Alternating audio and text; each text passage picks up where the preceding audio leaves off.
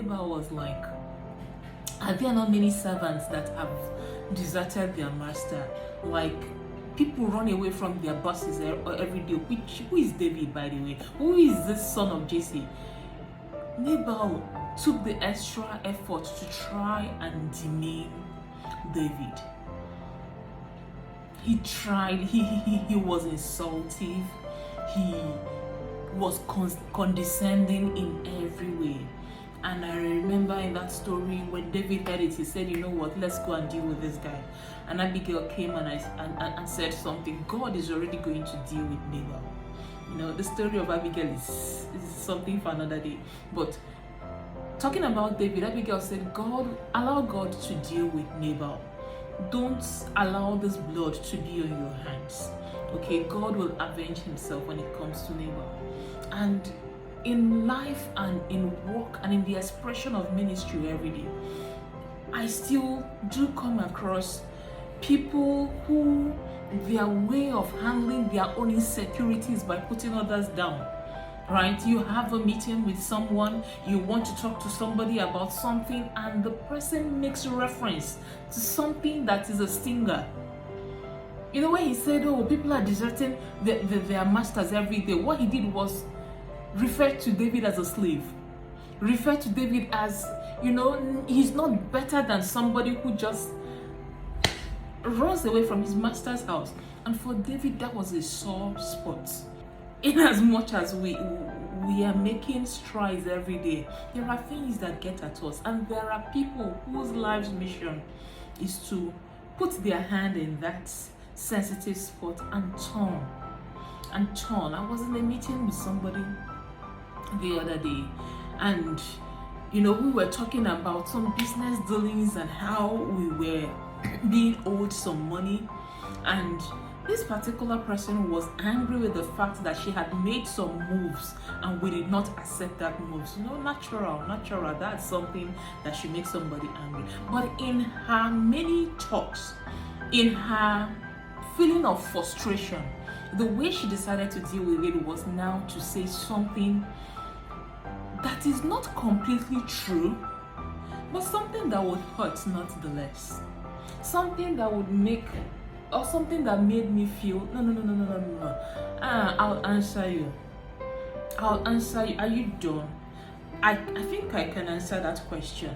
And the way I was going to answer that question was not just going to, you know, correct her idea, but it was also going to let her see how that she was actually inferior.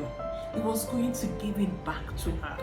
And that's the natural course. That's the natural response. Except there's an Abigail in the picture who is saying, look, this is going to be a distraction. If you fight this war, you will win. But you are going to have the blood of an innocent person on your head, because this guy is innocent. Innocent in the part that he is just another insecure fool. He is an unnecessary blood carnage in your part. You do not need to soil and disrespect and bring down yourself to the point where you are answering this person at her level. You do not have time. Abigail's mission in that story was to tell David, you do not have the time. You are already blessed. Your enemies are already cursed. You do not have time to answer every slight given to you. I am of the opinion, there are times that I am of the opinion that, look, answer a fool according to their foolery, put them in their place, clarify things, let them know that you are not someone to be, you know, meddled with, to be trifled with. But if after answering them, tomorrow another issue comes up, someone else says something else, and you keep on answering people, you are going to soil your hands. You are going to distract yourself from purpose. It's not particular to you. It's not like they woke up and they were trying to hurt you. They felt insecure, and in that way, they are innocent. Because of that insecurity, if you go after them, you will finish them.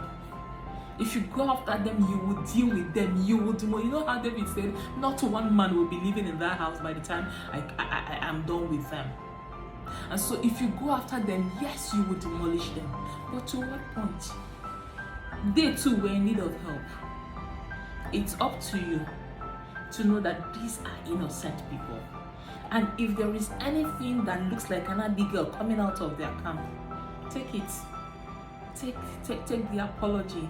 Take the subtle reconciliation, that the feeble reconciliation that does not look like, the trouble they made. Just accept it. And even if nothing comes, don't soil your hands. You don't have any business being distracted by people of this nature. And because it's an insecure person does not make it hurt less, but it is up to you, right, to choose to see Nabal as the fool. The moment you classify someone and you say, okay, this person is coming from an area of insecurity, this person is coming from a position of hurt, this person is coming from a position of ignorance, it's easier for you. It's easier for you to overlook. David accepted the apology and turned his 400 men back. See, the more powerful you are, or the more powerful you think your effect can be to somebody else, the more responsible you are. You must be responsible for how even a verbal return of what you said, how it can affect the other party. You have to start learning how to be responsible with that. If you feel that if someone hits you, that when you hit back, that what you did back is going to be so large compared to what the person did to you, it's up to you to be responsible enough to say, I'm not going to leave any dead men on my path. You have to be accountable with that which you have been given. When you understand that you are empowered, the fact that it was given to you means that you will be held accountable for it. You will give someone a report of how it was used. Then you exercise restraints. In the military, and I think it's also the same for Nigerian military. In the military, I heard that when you discharge a bullet, every bullet is accounted for somewhere. That's the same thing. It is. Okay, so if you have been empowered with something that can kill, you will be required to give account of how it was used and whether it was used as necessary. Thank you very much for listening this far. If you did, have a wonderful time.